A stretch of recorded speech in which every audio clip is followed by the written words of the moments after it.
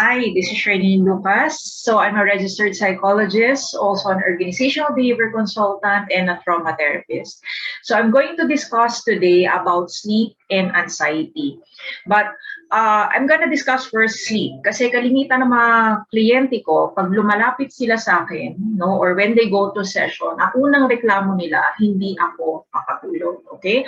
So when it comes to sleep, of course, we're gonna define it based on American Psychological Association. Okay, so sleep is essential for health and well-being, but millions of people don't get enough, resulting in such problem as daytime sleepiness, poor decision making, interference with learning, and accidents. Okay, so there are a lot of factors kung bakit hindi tayo makatulog. Okay, so unang-una is when you can't sleep. Okay, check first, ano ba yung ginawa mo during the day, okay? Or let's say, sabihin natin na, did you drink coffee before going to bed? Di syempre, hindi ka talaga makakatulog nun, di ba?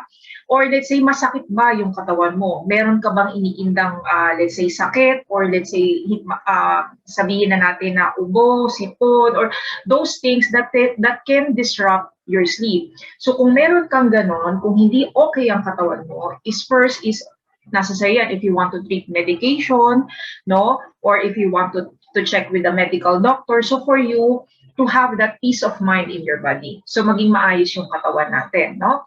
Okay, so that's one thing. So the second is, aside, before we go dun sa mental health natin, no? The second thing is, okay ba yung environment mo? Is it conducive? Maingay ba? Or let's say, hindi ba ganong malamig or masyadong mainit or masyadong malamig, no? So those things, environmental factor, okay? So we also need to, let's say, minimize the noise, or let's say, medyo hinaan natin yung aircon natin, or medyo, let's say, palakasin naman natin yung aircon natin kung mainit, so that we have this, environment conducive for sleeping. Okay, so now when it comes naman sa mental health, okay, of course, mahirap makatulog pag meron kang problema, okay, or pag meron ka, or marami kang iniisip. Okay, so now how are we going to address that? Of course, number one, if you don't, instead of focusing on your problem, rather focus on the solutions of your problem. Okay, but of course, syempre, mahirap namang isipin yan pag matutulog ka, lalo kang hindi, or bedtime na, lalo kang hindi makakatulog.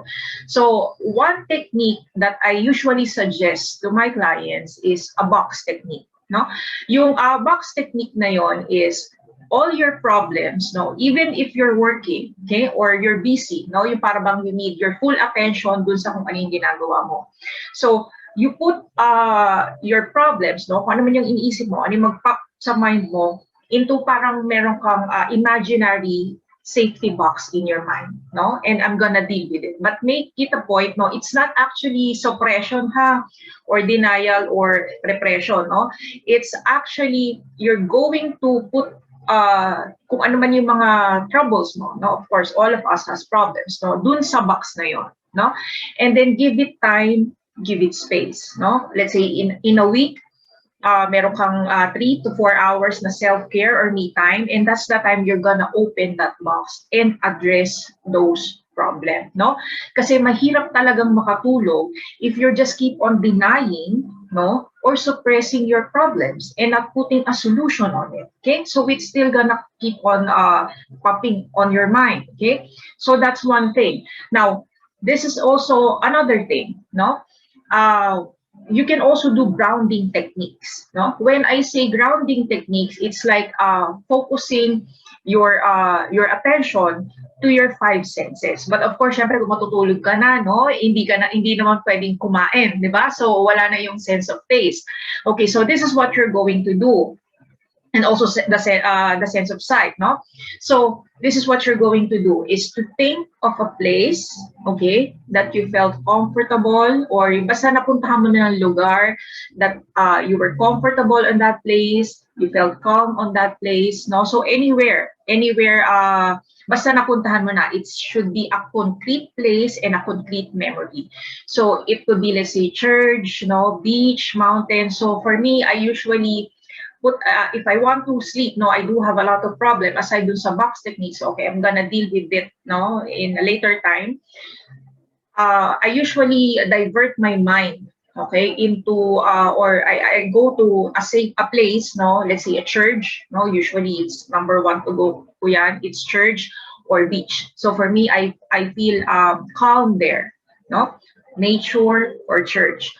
Then you're gonna focus your mind on that, and then second is focus, no, on your breathing, deep breathing tayo. So slow intake of breath, 5 seconds hold, 5 to 10 seconds hold kung gano'n yung capacity nyo, pero wag naman natin to the point na nahihirapan na tayo huminga, no? So 5 to 2 seconds hold, and then slowly breathe out. Okay, so make it a point that you breathe, manggagaling siya sa tiyan natin, okay, hindi siya sa chest, because usually when we breathe, no, kapag galit tayo, it's usually coming from the chest. So it signals our body that there's something wrong. So it should be coming from our tummy or our belly. Okay, so you focus your mind, no, on your safe place, focus on your breathing, and then feel the softness of your bed or your pillow. Now, if you have a partner, okay, so you touch your partner, okay? So parang ano lang natin, i-feel lang natin, no, yung surroundings, no, yung pillow, no, partner or bed natin, okay? And then we feel also the coolness or the warmth of the air. Okay, so you focus your attention on that instead of focusing, no, on your problems. Okay, and as much as possible, when you go to sleep, okay? So don't focus your mind na gusto kong matulog or hindi ako makatulog. Kasi lalo kang hindi makakatulog. Parang gusto kong makatulog, or hindi ako makatulog, hindi ako makatulog. Lalo nang mahihirapan ka. Okay? And also, of course, number one rule niyan is to avoid, no, cell phones, no, laptops, no, all those things, no, that will stimulate more your mind, okay, or will stimulate more your eyes. Okay, so avoid those things, and at least sabihin na natin na give yourself, no, a bedtime, let's say an allowance, no, a bedtime allowance, let's say 2 to 3 hours, no, you go to bed so that you can relax, no, you can, yung para bang i-condition mo yung body mo to sleep. Okay, so that is my pointers, no, when sleeping. Now, when it comes naman to anxiety, of course, kung usually umaatake yan every night, no, kasi hindi na occupied yung mind natin. You can also do that grounding technique. No? So when it comes kasi to anxiety, it's fear of fear, no? Fear of fear meaning hindi pa siya dumarating, natatakot ka na, okay? Or let's say you do have a lot of things not to worry about, let's say bills, no? Ano kakainin namin bukas, problems, and all those things, no?